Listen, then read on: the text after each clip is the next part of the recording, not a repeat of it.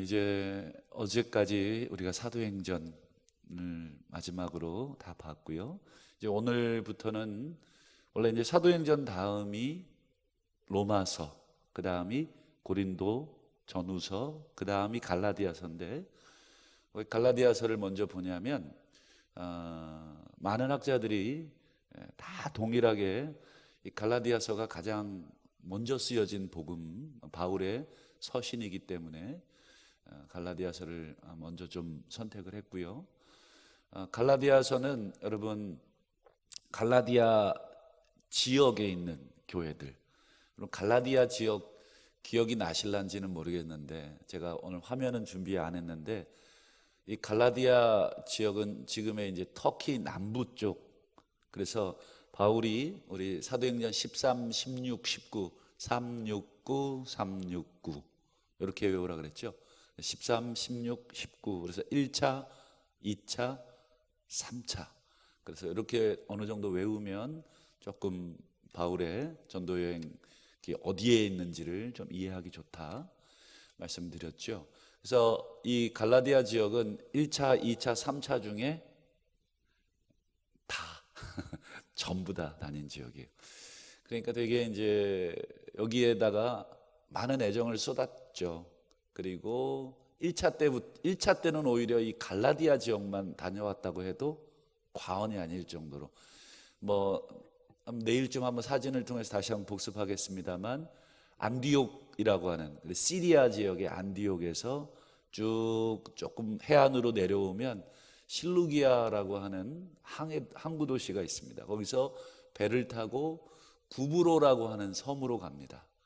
구브로라고 하는 섬, 지금의 이제 키프러스, 뭐 사이프러스, 뭐 이 섬이 되겠죠. 이 구브로라고 하는 섬에 도착을 해서 큰 도시 살라미와 바보, 우리말 바보 그런 그 발음은 그렇습니다만 어쨌든 살라미와 바보라고 하는 두 도시, 제주도로 얘기하면 제주시와 서귀포시가 되겠죠. 큰 도시를 찍고 다시 배를 타고 구브로 섬을 떠납니다. 그래서 어디에 도착하냐면 지금의 이제 터키 남부 쪽 버가라고 하는 동네에 도착을 합니다. 그래서 이 버가에서 여러분 기억나실란지 모르겠는데 산맥을 하나 넘었죠. 그게 이제 타우로스 산맥이라고 해발 한 3,000m 되는, 지금도 그 산맥 넘어가기가 위험하다. 근데 바울 사도 시절에는 그 산맥을 넘어간다는 것 자체가 목숨을 놓는, 강도들도 많이 출몰하는, 그래서 이 산맥을 넘어가기 직전에 누가 그냥 돌아가 버렸다 그랬죠. 예, 마가 요한, 그래서 마가복음을 쓴 그 마가가 집으로 돌아가 버려요. 마가의 다락방 아시죠? 그 집의 아들입니다. 좌우간에 이게 보통 여정은 아닌데 그 타우로스 산맥을 넘어가면 또 다른 안디옥이 나온다 그랬죠. 원래는 이제 그 시리아의 안디옥은 파송교회고 이 타우로스 산맥을 넘어가는 안디옥은 비시디아 지역이라 그래서 비시디아 안디옥이라고 부릅니다. 이제 거기서부터 시작을 해서 여러분 이고니온, 루스드라, 더베 이름 기억나시죠? 예, 이고니온, 루스드라, 더베 이렇게 요 지역이 전부 다 갈라디아 지역입니다. 그래서 이제 북쪽이냐 남쪽이냐 뭐 요 차이인데 북쪽을 북갈라디아, 남쪽은 남갈라디아. 전라도도 북쪽은 북전라도, 남쪽은 남전라도. 우린 전라북도 남도 이렇게 얘기하지만 어쨌든 북도, 갈라디아, 남도 이런 쪽이겠죠. 좌우간에 이 갈라디아 남쪽 지역에 루스드라, 이고니온, 더베 뭐 이런 도시들 나중에 기회가 되면 한번 꼭 보시면 좋겠고 나중에 사진으로도 한번 다시 보도록 합니다. 어쨌든 이 갈라디아 교인들에게 편지를 하는데 우리 몇 절을 보시냐면 2절을 볼까요? 우리 화면을 준비 못했는데 한번 그거 아닙니다. 치워주시고 2절을 한번 보죠. 함께 있는 모든 형제와 더불어 갈라디아 여러 교회들 이렇게 돼 있죠. 한 교회가 아니라 갈라디아 지역에 있는 여러 교회들, 우리로 얘기하면 이제 전주에 있는 여러 교회들, 이런 뜻으로 바울이 이제 편지를 하는데, 이 1차 전도여행을 다녀와서 바울이 갈라디아 지역의 여러 교회들의 이상한 소문을 듣습니다. 그래서 1차 전도여행 마치고 바울이 곧바로 이 갈라디아 지역의 교회들에게 급하게 편지를 씁니다. 그래서 이 갈라디아 이 편지는 일반적으로 보통 앞에 왜 형식이라는 게 있잖아요. 편지를 쓰면 뭐 누구누구에게 뭐 그동안 잘 지냈니? 뭐 보고 싶었어. 뭐 이런 정도의 간단한 인사말 써야 되는데, 그런 형식도 다 파괴할 만큼 바울이 다급하다는 거죠. 앞에 뭐 거칠애로 인사하는 게 기본적인 이 당시의 문화였거든요. 근데 그런 거칠애의 인사도 하나 물론 있긴 해요. 자기 소개하고 누구에게 편지한다는 말 정도는 있지만 감사한다 이런 말도 없어요. 내가 너희 때문에 감사하고 뭐 너희를 뭐 어쩌고저쩌고 보고 싶고 이런 말도 없어요. 그냥 돌직구를 훅 던집니다. 그래서 오늘 바울이 한 가지 이상한 소문을 듣는데, 그게 뭐냐면 갈라디아 교회가 배교했다. 배교를 했는데, 이 도대체 어떤 배교냐? 이제 우리가 이제 차츰 살펴볼 내용이고요. 그래서 6절을 이제 한번 보실까요? 6절 같이 한번 읽어봅니다. 시작. 그리스도의 은혜로 너희를 부르신 이를 이같이 속히 떠나 다른 복음을 따르는 것을 내가 이상히 여긴다. 이게 이상하게 여긴다. 정말 이해할 수가 없다. 이런 지금 뉘앙스로 지금 바울이 좀 약간 궁금하다, 이상하다 이 정도가 아니라 화가 난다 이런 뜻입니다.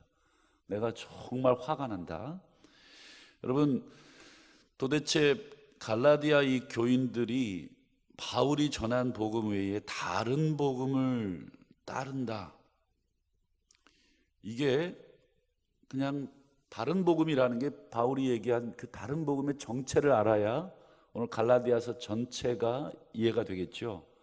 그러면 이게 얼마나 심각한 거였냐면 그저 뭐 하나 두 개 이렇게 덧붙인 거 정도가 아니에요. 바울이 전해준 복음에다가 뭐 요거 하나 덧붙이고 저거 하나 덧붙여서 믿고 있는 게 아니라 아예 통째로 복음 자체를 바꿨다는 거죠. 다른 복음이니까. 그래서 얼마나 심각하냐면 다시 6절을 보면 이렇게 바울이 표현합니다. 그리스도의 은혜로 너희를 부르신 이를, 즉 하나님이죠. 하나님을 이같이 속히 떠났다는 거예요.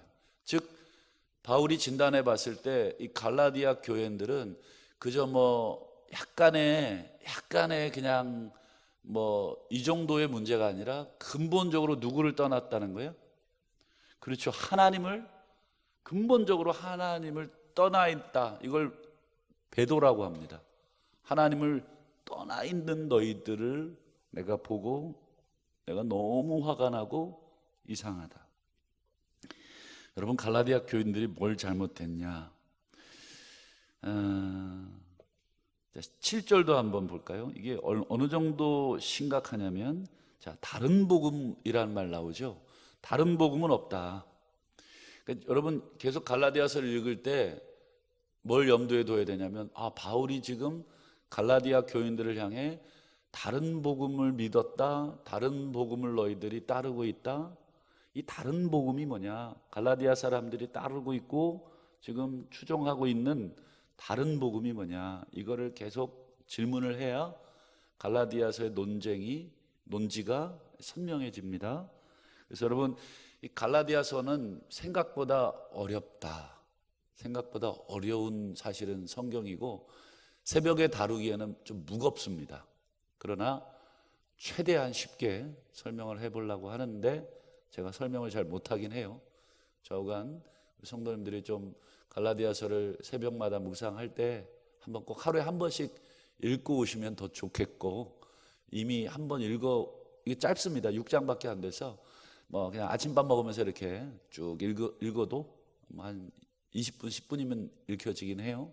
그래서 여러분 갈라디아서를 새벽에 묵상할 때마다 한 번씩 최소한 무슨 얘기를 던지고 있고 뭔 말이 있는가 정도 이렇게 새벽 때마다 볼 때 한번 미리 읽어오시면 더 이해가 같이 좀 충분할 것 같습니다. 어쨌든 7절을 다시 보시면 다른 복음은 없다.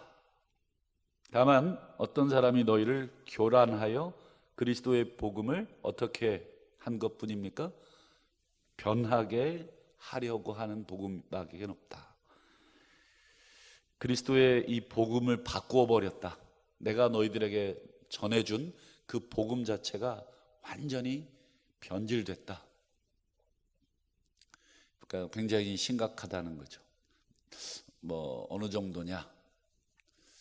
글쎄요, 우리 뭐 표현하기가 참 어려운데 어쨌든 그것을 이제 계속 좀 살펴보도록 하고요.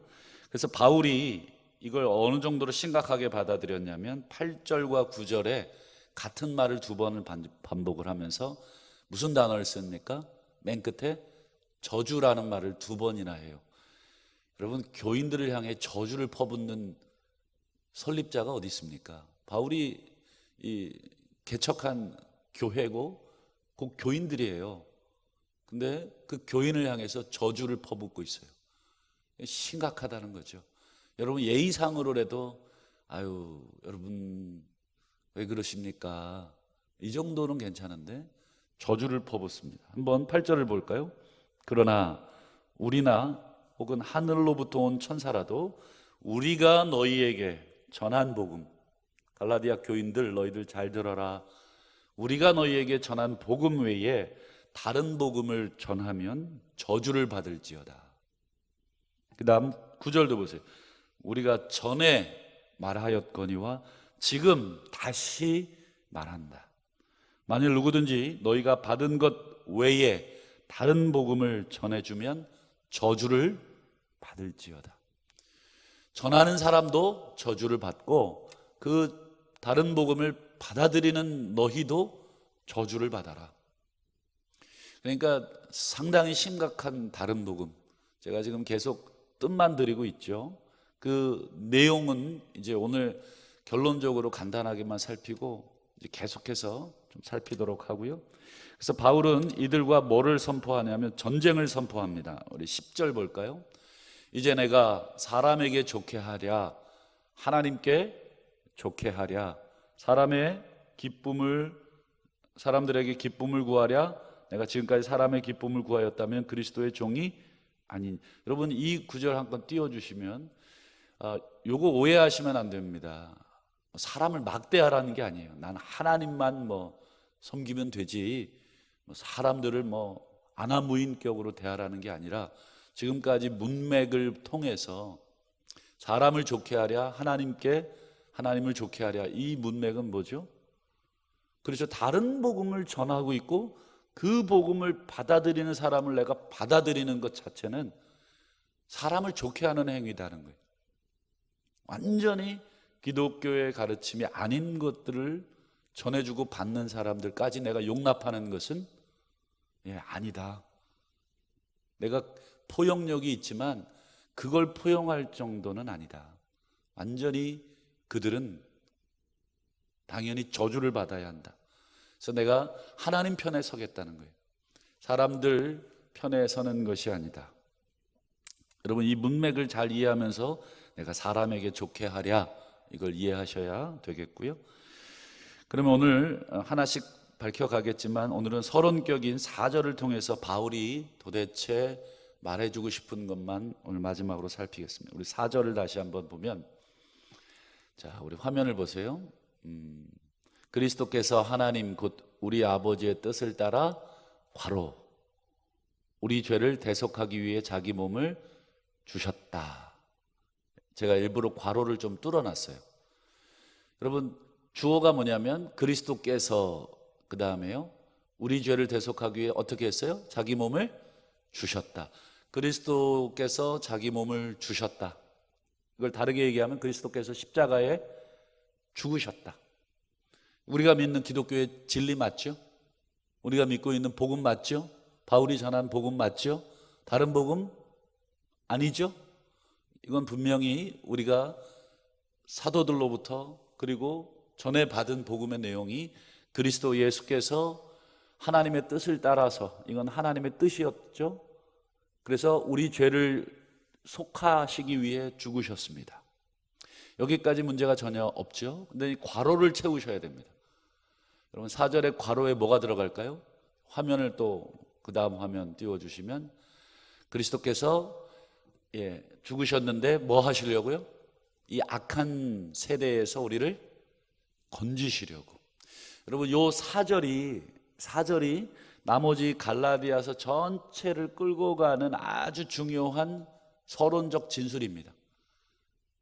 바울이 앞으로 뭘 얘기하고 싶은지 이 얘기를 하기 위해서 바울이 편지의 서론에다가 툭 던진 겁니다. 이게 우리가 너희들에게 전해준 복음의 핵심이다. 이 외에 다른 복음을 전하면 저주를 받아라.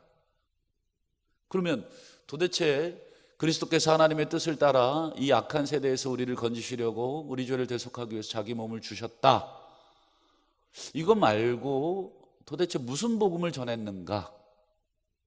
갈라디아 교인들에게 예루살렘에서 온 유대인들이 전한 다른 복음이 지금 갈라디아 교회 지역들에 지금 퍼져 있는 거거든요.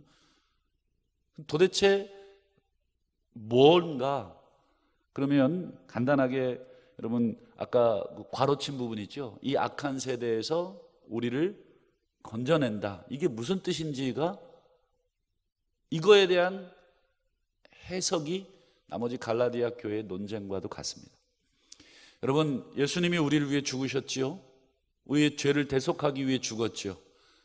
그러면 여러분 우리의 죄를 이렇게 제가 유치원 아이들 앞에 표현하듯이 그냥 이렇게 빨래 빨듯이 쫙 떼꾸작물을 쫙 빼가지고 하얗게 이렇게 뺐단 말이죠. 그게 목적입니까? 그냥 이렇게 딱 깨끗이 씻겨 놓는 거, 그거가 끝인가요? 그게 아니겠죠. 깨끗이 씻겨서 이렇게 빗질도 해주고 아우 예쁘다. 자 이제 어떻게 해야 돼요?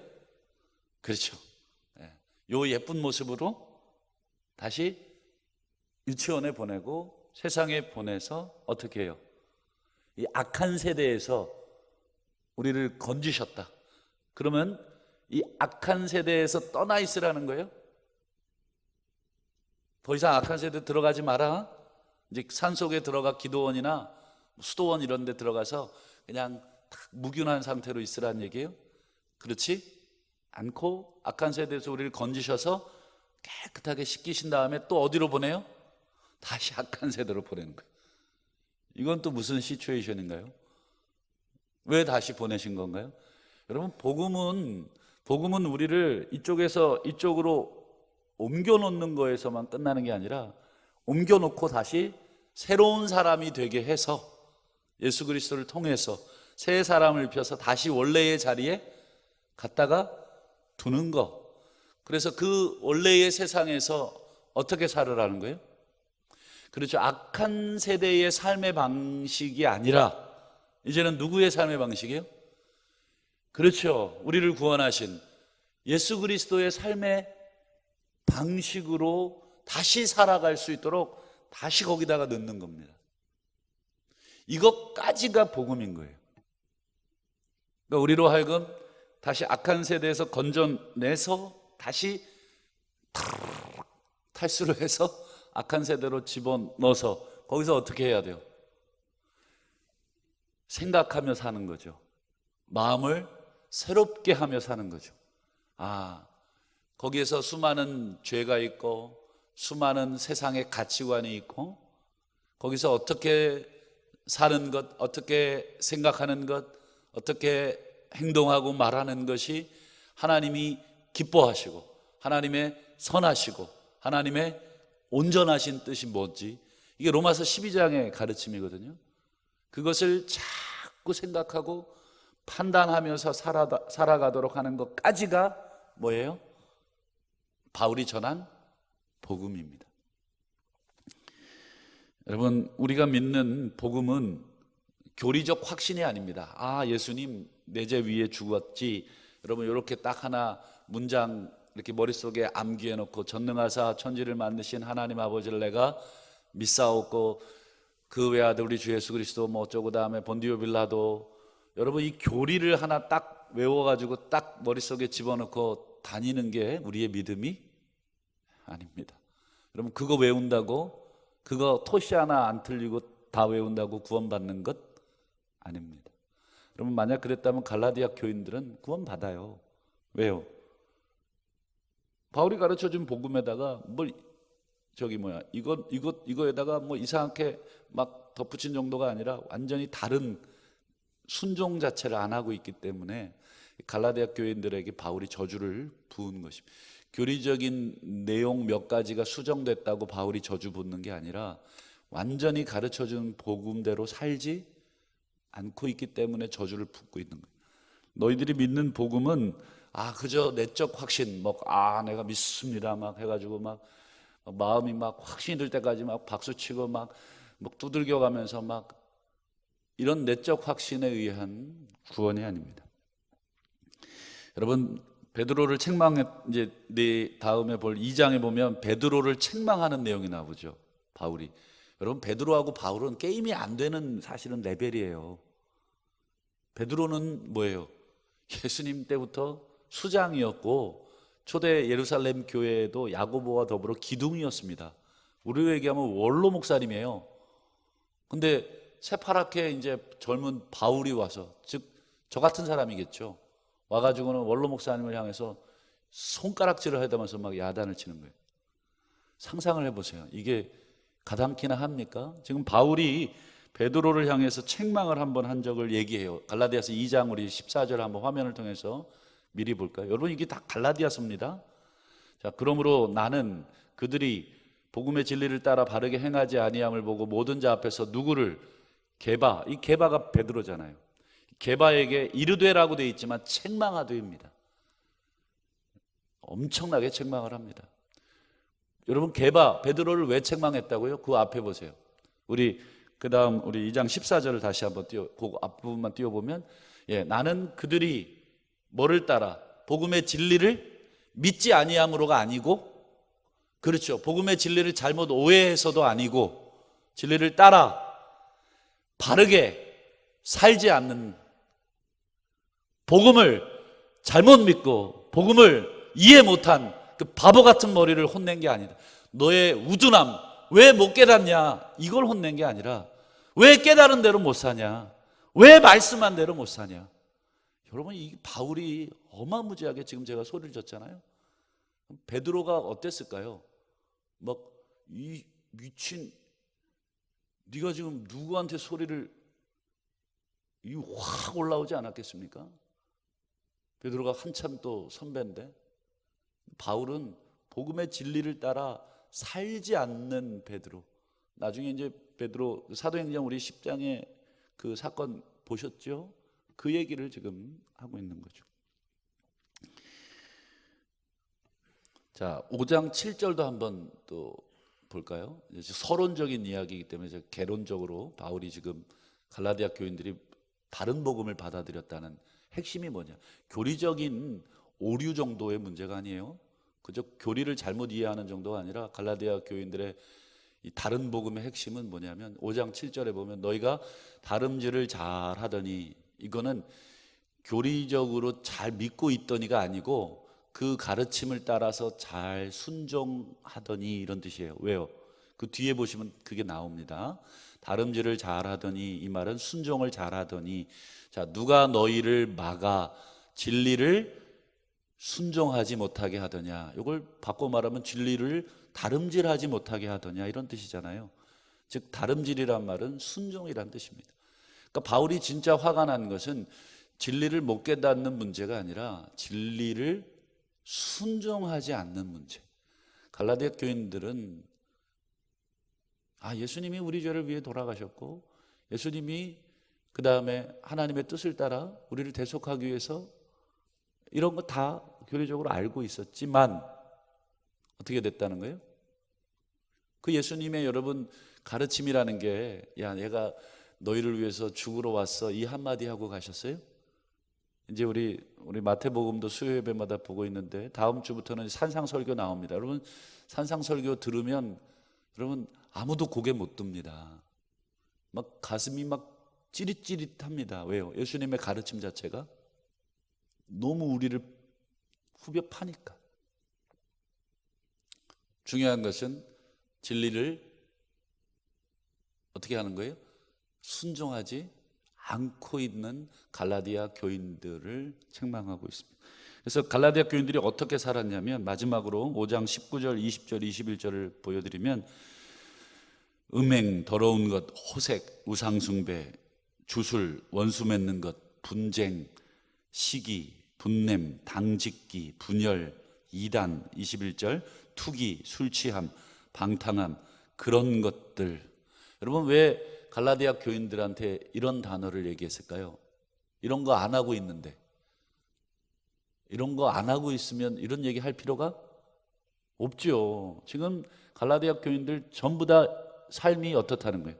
음행, 더러운 것, 호색, 우상숭배, 주술, 원수 맺기, 분쟁, 시기, 분냄, 당짓기, 분열, 이단이라는 게 이제 서로 갈라서는 거죠. 투기, 술취함, 방탕, 이런 것들을 하고 있구나, 이런 거예요.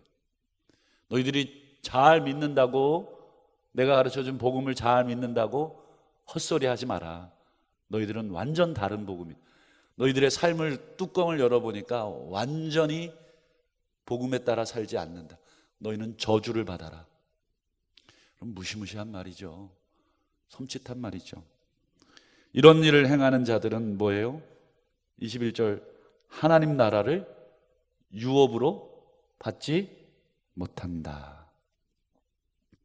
하나님 나라를 유업으로 받지 못한다가 뭐예요? 하나님 나라 구원 못 받는다, 이런 일을 하는 사람. 여러분, 구원 받고 안 받고는 예수를 믿고 안 믿고에 따라 결정되는 거 아닙니까?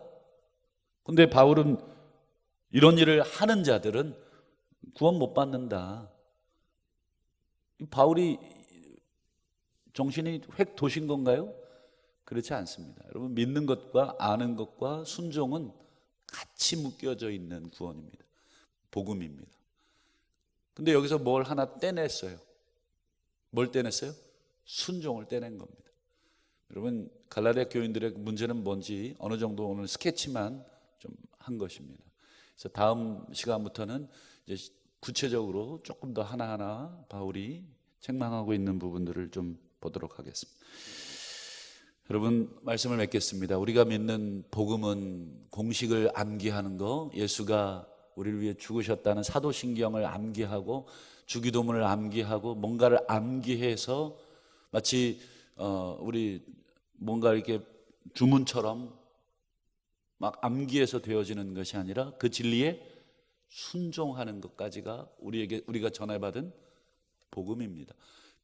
베드로 역시도 그 진리대로 순종하지 않았을 때 책망받았듯이 오늘 우리도 진리에 순종하지 못하는 부분이 있지요. 여러분, 한 번, 두 번 여러분 우리가 실수로 순종하지 못한 것까지 하나님 너희들 다 지옥이야 이렇게 오해하시지는 않으시겠죠.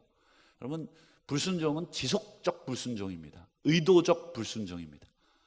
양심이 있어서 순간 찔려 다시 회복하면 되는 것이죠. 그러나 그걸 의도적으로 지속적으로 여러분 불순종한다면 여러분 그 사람의 구원은 장담할 수 없다 하는 것이죠.